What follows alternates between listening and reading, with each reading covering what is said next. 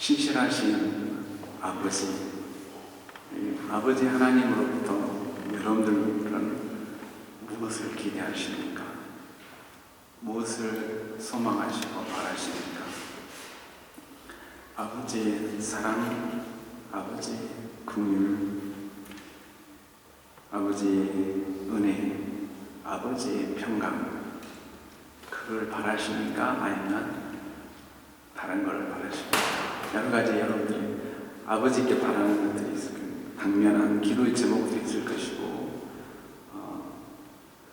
어떤 분들은 개인뿐 아니라 가정뿐 아니라 이웃, 민족, 나라, 세계를 위해서 기도의 영역을 넓히시고, 또 심지어 그것을 위해서 애쓰시는 분들을 우리가 얼마든지 찾을 수 있습니다. 이 아버지 하나님으로부터 우리가 기대할 수 있는 것 중에 하나가 바로 은혜와 평강입니다. 은혜와 평강, 이 말씀은 우리가 지난 시간에 구약에서의 사랑, 긍휼을 우리가 보았지만 신약에서 이 은혜와 평강이 150회 이상 등장합니다. 바울 서신, 오늘 우리가 읽은 이 로마서도 바울 서신에 속합니다. 이 150번 중에 101회가 바울 서신에서 등장합니다. 어떤 말이에요? 은혜와 평강이란 말씀이 그렇게 많이 등장합니다. 특히 이 은혜와 평강이란 말이 등장할 때는 항상 오늘 말씀처럼 브리프에, 편지의 서두에 나오고, 그 다음에 제일 마지막으로 편지가 끝날 때 우리가 mit herzlichen Gruß, viele Grüße, liebe Grüße 하듯이 그때 이제 마지막, 이 서신 마지막에 또 이 말을 써서 인사를 합니다. 대부분은 근데 은혜라는 말씀을 많이 씁니다. 은혜라는 말로 끝 인사를 드립니다. 오늘은 은혜와 평강 두 가지를 다 말씀드리기에는 시간상으로 부족합니다. 그리고 제가 양해를 구하지만 열심히 묵상했지만 아직도 저에게 부족한 부분이 많이 있어서 제가 오늘 여러분들에게 어떻게 이 하나님의 은혜라는 이것을 전달할지 참 두려움이 앞서면서 하나님의 은혜를 간구합니다.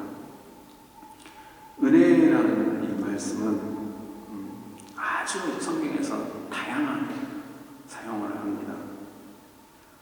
호의, 친절, 또 우아함, 고상함을 또 이 은혜라는 말을 사용합니다. 헬란말로 샤리스. 그래서 여러분들 카리스마 하면 여러분 잘 아시죠? 이 카리스마도 이 은혜라는 이 원어를 사용하고 있습니다. 너희 말을 항상 은혜 가운데서 소금으로 맛을 냄과 같이 하라. 뭐 하라는 거예요? 이 말을 의미는 말을 고상하게 하라. 이 은혜의 말입니다. 그리고 친절하게 말하라. 이 말도 은혜의 뜻이 이 원어를 똑같이 사용합니다. 무릇 더러운 말은 너 입 밖에도 내지 말고 오직 덕을 세우는 데 소용되는 선한 말을 하여 듣는 자들에게 은혜를 끼치게 하라. 친절하게, 친절한다는 말에도 은혜라는 말이 샤리스, 카리스를 쓴다는 것입니다. 그리고 고린도전서 16장에 보면 구제한다, 이렇게 콜렉트, 구제한다는 말, 이 구제가 샤리스, 이 구제도 은혜라고 얘기를 합니다.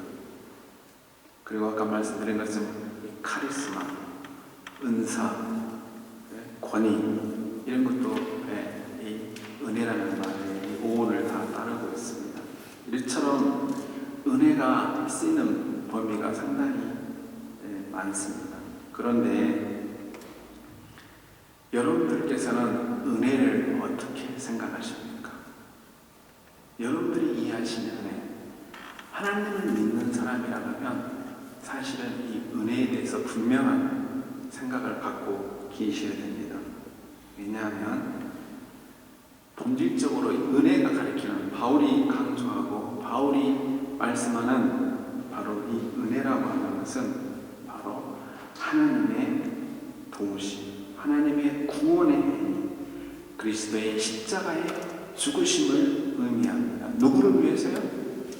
죄인들을 위해서. 누구를 위해서요? 나를 위해서. 이 은혜, 은혜로다 한량한 은혜.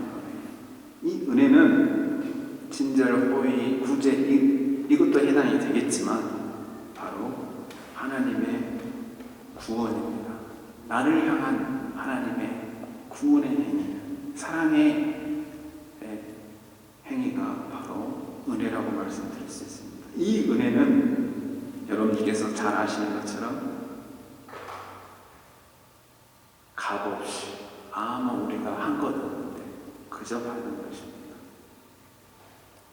모든 사람의 죄를 범하였으니 하나님의 영광에 이르지 못하더니 그리스도 예수 안에 있는 성령으로 말미암아 하나님의 은혜로 값없이 의롭다 하심을 얻은 자 되었느니라. 예수 그리스도 안에는 성령, 이게 무슨 말입니까? 어떻게 이 은혜를 베푸셨습니까? 마치 우리가 거저 받았다고 하니까 값싼 그런 은혜로 생각할 수 있는데, 하나님께서 가장 자신의 최고의 것을, 최고의 사랑을 쏟아 부으셨습니다. 전부를 다해서 이 은혜를 베푸셨습니다. 그게 뭐예요? 자신의 아들 예수 그리스도를 십자가에 죽게 하심으로 우리를 구원하셨습니다. 이 은혜가 바로 바울은 일생에 있어서 이 은혜를 위해서 평생을 헌신하고 살았습니다. 복음을 위해서 헌신했습니다. 그 이유가 뭡니까? 바로 이 은혜 때문입니다. 복음을 전하는 데 있어서 가장 중요한 단어, 바울에게 있어서는 은혜입니다. 한량한 은혜. 은혜를 통한 이 구원, 저와 여러분이 받은 구원입니다. 그런데 본헤퍼라는 우리 목사님께서는 이 부분에 대해서 잠깐 우리를 좀 생각하게 하셨습니다. 예전에도 제가 잠깐 말씀드린 것 같은데, 값싼 은혜와 비싼 은혜에 대해서 이야기를 했습니다. 하나님께서 거저주시는 은혜이기 때문에 마치 백화점에 여러분들 바겐 세일 하잖아요. 물건을 진열해 놓고 어떻게 합니까? 싼 물건들은 대충 놓습니다. 여기저기 섞여 있습니다. 신발을 싼 걸 구하려고 하면 따로 돌아다닐 때가 많이 있습니다. 한참 찾아서 그 짝을 찾아야 될 때가 많이 있습니다. 오늘날 많은 기독교인들이 바로 이 은혜를 싸구려 상품 같은 은혜로, 싸구려 제육, 용서, 싸구려 성만찬, 싸구려의 이 신앙생활을 하는 것을 보고 개탄해하는 그런 본헤퍼 목사님의 글을 대할 수 있습니다. 여러분께서 다 아실 거라고 생각합니다. 회개 없이도, 마음의 가책도 없이 죄 용서를 받는 것입니다.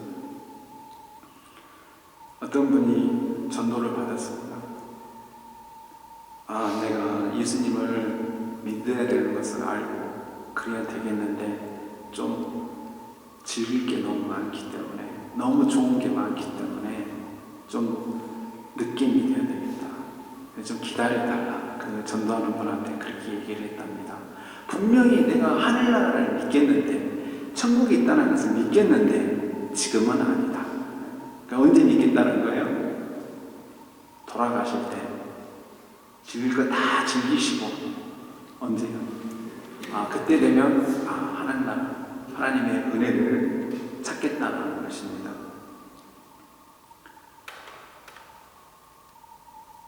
이런 참회 고백 없이 결단 없이 쉽게 하나님의 은혜를 우리가 받아들인다면 바로 아까 말씀드린 하나님께서 그 자신의 모든 전부를 들여서 희생하신 그 십자가의 사랑이 우리는 싸구려 상품 취급하는 그런 결과가 될 수 있습니다. 값비싼 은혜가 뭡니까? 그러면 바로 하나님께로부터 오는 것입니다. 값비싼 은혜는 그냥 교리에서 말하는 그런 은혜, 그냥 읽고 지식으로 하는 그런 은혜가 아닙니다. 내 온 전 인격으로 바로 그 은혜를 받아들이는 것입니다. 죄인을 위해서 죽으신 그 십자가의 그 사랑을 내 인격으로 내 지정의를 다해서 받아들이는 것입니다. 이 값비싼 은혜에는 반드시 생명이 있습니다. 오늘날 현대 신학자들은 이 은혜를 어떻게 생각을 하냐면 바로 힘, 능력으로 해석하는 그 분들이 계십니다. 저는 여기에 많은 동의를 합니다. 보네폰 목사님도 값비싼 은혜는 어떤 결과를 낳냐면 항상 결과를 낳는다는 거예요. 무슨 결과냐면 살리는 결과를 낳는데 은혜 받는 사람들이 바로 제자의 길을 걸어간다는 것입니다. 어떻게 해요? 자발적으로. 이 값비싼 은혜와 싼 은혜의 이 내용은 낙풀거라는 제목이 낙풀거예요. 그 책에 등장하는 내용입니다. 바로 하나님께서 내게 주신 그 은혜 때문에 바로 내가 그의 삶의 원동력이 되어서 내가 교회 나와서 예배드리고 봉사하고 섬기며 헌금하며 하는 것입니다. 이게 없다면 여러분들이 아무리 많은 헌금을 하여도 그것은 싸구려 은혜입니다. 여러분을 중심에서 이 하나님의 은혜에 감격해서 나오지 않는 행위라고 하면 하나님께로부터 나오지 않는다고 하면 그건 싸구려 은혜에서 나오는 것입니다. 그래서 우리가 하나님 앞에 나와서 예배 드릴 때는 우리 자신을 돌아보고 뭐합니까? 회개를 합니다. 하나님, 제가 한 주간 동안도 그렇게 살지 못해서 죄송합니다. 라는 이 겸손한 마음으로 하나님 앞에 이 회개하는 부분이 꼭 있습니다. 사도 바울은 이 회개를 한 사람입니다. 이 비싼 은혜를 몸소 체험했습니다. 사도 바울이 어떤 사람입니까? 사울이었죠. 사울이 어떤 힘으로 사는 사람이었습니까? 자기 힘으로 사는 사람이었습니다. 자기의 스펙을 가지고 사는 사람이었습니다. 사울의 신분은 오늘날로 비교하면 이중국적자입니다. 뭐예요? 이중국적자. 유대인 중에 유대인이요. 뭐예요? 히브리인 중에 히브리인. 그리고 로마 시민권자. 그러니까 이 사람은 뭐예요? 여러분들 이중국적자들이 갖는 특권을 여러분 아시잖아. 이 권리를 가지고 있었어요. 얼마나 파워가 있었는지 예수 믿는 사람들을 잡는 데 앞장을 섰습니다. 그리고 대제사장한테 가서 소리치면서 내가 그 사람들을 잡을 테니까 나에게 편지를 써달라 할 정도로 힘이 있었던 그 힘을 누리고 사는 사람이었습니다. 가말리 유대인들의 가장 존경하는 그 스승한테서 공부를 한 사람입니다. 그러니 얼마나 교만했는지 모릅니다. 그 힘으로 자기 능력으로 사는 사람이었습니다. 사울을 모두 다 두려워했습니다. 스테반을 죽이는데 이 사울은 앞장섰습니다. 그런데 그가 자기 힘으로 살았던 그가 이 하나님의 능력을 부활하신, 십자가에 죽으시고 부활하신 그 주님을 담에색 도상에서 만났던 것입니다. 그래서 그가 하는 고백이 뭐냐면, 내가 달려갈 길과 주 예수께 받은 사명 곧 하나님의 은혜의 복음을 증언하는 일을 마치려 하면 나의 생명조차 조금도 귀한 것으로 여기지 아니하리라. 내가 그리스도를 위하여 약한 것들과 능력과 궁핍과 박해와 공고를 기뻐하노니 이는 내가 약한 그때에 강하니라. 그리스도의 십자가 앞에서 자기 자신을 다 내려놓고 주의 품에 안긴 것입니다. 자기의 모든 세상 것들, 욕망들을 다 내려놓고 주의 품에 안겼습니다. 시키지도 않았지만 바로 능력이 생긴 것입니다. 무슨 능력이요? 힘이 생겼습니다. 주의 말씀을 따를 그런 능력이 생긴 것입니다. 주께서 제자들을 부르실 때 나를 따르라 했을 때 어떻게 했습니까? 제자들이 네, 따르겠습니다. 이렇게 따르는 제자가 없습니다. 어떻게 따랐습니까? 다 버려두고 쫓았더라 했습니다. 말하지 않고 행동으로 보였습니다. 어느 신학자는 태초에 행동이 있었다 이렇게 얘기를 합니다. 신자에게 이런 행함이 없다면, 주를 따르고자 하는 진정한 행위가 없다면 그것은 우리는 아직도 값싼 은혜에 젖어서 신앙생활하고 있는지 모릅니다. 하나님의 은혜는 우리에게 힘을 줍니다. 용기를 줍니다. 능력을 줍니다. 십자가를 잡고 달리는 힘이 생기는 거예요. 그것이 뭐냐면 바로 은혜라는 것입니다. 우리 한정희 장로님께서 여러분도 받아보시면 알겠지만 오늘의 양식을 받으시죠? 받아보시는 분 계시죠? 저도 받습니다. 어제인가요? 제목이 십자가 붙잡기라는 제목으로 생명의 양식이 저한테 보내주셨습니다. 거기에 이런 내용이 있습니다. 스펄전 대학을 소개하면서 그 대학의 로고가 라틴어로 써 있습니다. 십자가를 붙잡고 있는 손 그림과 함께 라틴어 말이 에테노아, 내가 붙잡고 내가 붙잡힌다. 하나는 능동형이고 하나는 수동형입니다. 뭐예요? 하나는 십자가를 붙잡는 것이 은혜입니다. 십자가에 붙들려서 사는 것이 은혜입니다. 내 힘으로 달리는 것이 아니라 바로 이 주께서 나를 위해서 십자가에서 죽으신 그 사랑 때문에 내가 붙들려고 하는 것입니다. 세상에 어떤 사람을 붙들려고 하면 여러분들 실망하게 됩니다. 세상의 명예를 쫓아가게 되면 여러분들 힘들게 됩니다. 실망하게 됩니다. 내가 이미 얻었다 함도 아니요 온전히 이루었다 함도 아니라 오직 내가 그리스도께 잡힌 바 된 그것을 잡으려고 달려는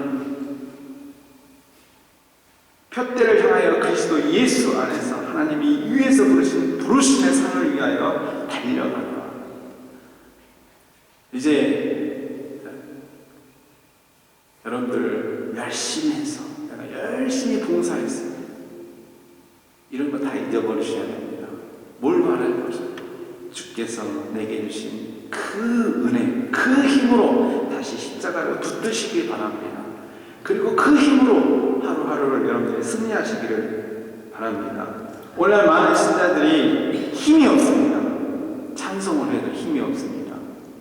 기도해도 힘이 없어요. 왜냐하면 확신이 없어요. 십자가에 붙들지는 못했습니다. 들어주실 거라는 확신을 못하는 것입니다. 하나님께서 함께 하시고 임재하시고 살아 역사하신다는 것을 이 마음에 감동이 없는 거예요. 그게 없으면 뭐가 없대 하십니까? 평화가 없습니다. 기쁨이 없습니다. 교회에 오면 힘들어요. 찬송하는 게 왜 이렇게 사절을 왜 이렇게 찬송을 4절까지 해가지고 힘드냐.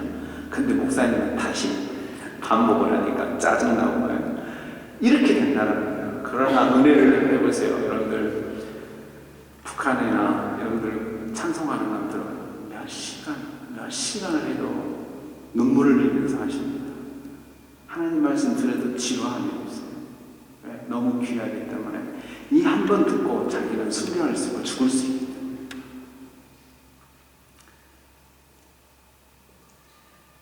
서신서의 마지막은 아까 제가 말씀드렸지만 평강이라는 말이 없습니다. 대부분은 은혜로 끝납니다. 그래서 제가 왜 앞에서는 은혜와 평강, 여러분들 사신서들 한번 보세요. 앞에서는 은혜와 평강, 뒤에서는 은혜로 끝납니다. 그래서 저는 그렇게 생각합니다. 칼바르트, 그래서 제가 답을 찾았습니다. 칼바르트는 이렇게 얘기를 했습니다.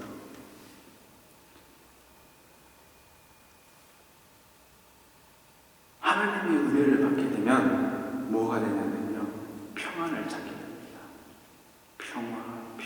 평화하다. 어떤 평화요?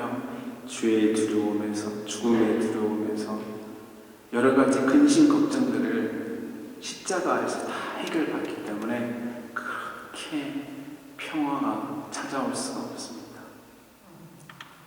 근데 또 이렇게 얘기합니다. 이 평화는 다시 나를 운무회로, 다시 뭐냐면 나를 다시 어떻게 해요? 하나님, 제가 이것도 해야 되고 주의 말씀을 쫓아야 되는데 하나님 하는 그런 불타는 열정이 생겨서 마음에서 뭐가 되고요? 이 평화가 안 생기는 거예요. 뭐 때문에요? 십자가를 잡고 따라가는 그 열정 때문에, 불타는 거룩한 열정 때문에 평화가 안 생기는 거예요. 어떻게 하면 내가 주를 기쁘게 할까? 그 와중에서 뭐가 생기는 거예요? 다시 평화가 생기는 거예요. 그래서 이 마지막 평화를 빼는 것은 뭐냐면, 우리가 어땠습니까?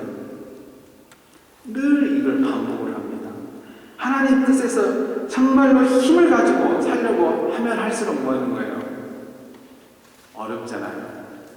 그래서 다시 여러분들 복음을 위해서 살아야 됩니다. 주를 위해서 살아야 합니다. 그렇게 하면서 얘기를 하면서 선교해야 됩니다 하면서 마지막에 은혜를 얘기하는 것은 뭐냐면, 다시 우리가 십자가의 은혜를 붙잡고 해야만이 하나님의 성령의 역사가 다시 우리의 삶을 통해서 써지기 때문입니다. 우리는 그 은혜가 없으면 우리는 금방 불안해하고 힘들어지기 때문입니다.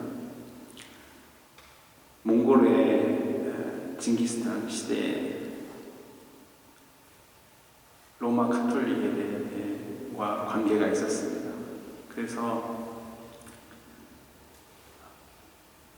선교사를 보내주시오. 그렇게 하니까 사람들이 지원을 했습니다. 많지 않았지만 몇 명이 지원했습니다. 그런데 그 얼마나 큰 거리입니까? 중국까지 가다가 너무너무 힘드니까 지쳐가지고 포기를 했습니다.